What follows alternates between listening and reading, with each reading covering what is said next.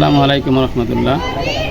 মানবতার ডাক কর্তৃক আয়োজিত আজকের এই সাক্ষাৎকার অনুষ্ঠানে আমি প্রথমেই মহান আল্লাহ তাআলার দরবারে শুকরিয়া আদায় করছি যে মানবতার ডাক আসলে 2020 সাল থেকে শুরু হয়েছে গ্রামে। আমি তার প্রত্যেকটা কার্যক্রম দেখেছি এবং তাদের এই কার্যক্রমগুলো আমার কাছে অনেক ভালো লেগেছে। তারা আসলে মানুষের কল্যাণে কাজ করে, মানবতার কল্যাণে কাজ করে, অর্থাৎ রাস্তাঘাট থেকে শুরু করে ছাত্রছাত্রীদের লেখাপড়া, খোঁজখবর এবং প্রতিযোগিতা, তারপরে রমজান মাসে তাদের ইফতার মাহফিল এবং বিভিন্ন দান খয়রাতের মাধ্যমে তারা অনেক ভালো ভূমিকা পালন করে। তা আমি তাদেরকে এটাই উপদেশ দিব যে এই মানবতার ডাকের মাধ্যমে তারা যেন মানুষের কল্যাণে অর্থাৎ জন্ম থেকে মৃত্যু পর্যন্ত কাজ করে। অর্থাৎ গ্রামের একটা নতুন সন্তান আসার পরে তারা যাতে এখানে যায় তাদেরকে খোঁজখবর নেওয়া, শুভেচ্ছা দেওয়া, অর্থাৎ তার জন্ম থেকে শুরু হলো।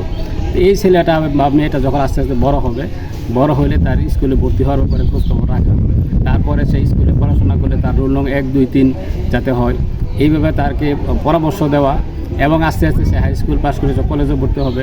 তখন মানবতার ডাকে যারা দায়িত্বে থাকবে আমি তাদেরকে অনুরোধ করব তারা যাতে তাদের খোঁজখবর রাখে, গ্রামের ছোটো ছোটো ছেলে মেয়েদের তারা কোন পর্যায়ে যাচ্ছে।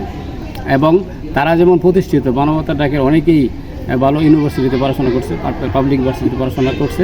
আমি তাদেরকে রিকোয়েস্ট করব তারা যেন ছোটো ছোটো ছেলেমেয়েদের খোঁজখবর রাখে এবং তারাও যাতে তাদের দেখাদেখি আস্তে আস্তে লেখাপড়ার প্রতি আরও বেশি মনোযোগী হয়। আরেকটা বিষয় হলো গ্রামের পরিবেশ রক্ষার্থে তারা কাজ করছে।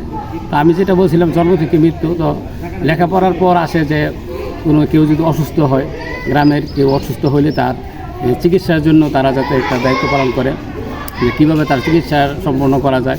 প্রয়োজনে গ্রামের অন্যান্য যারা সচ্ছল আছে তাদের কাছে সহযোগিতা নিয়ে এখানে গরিবদেরকে সাহায্য করা যায়।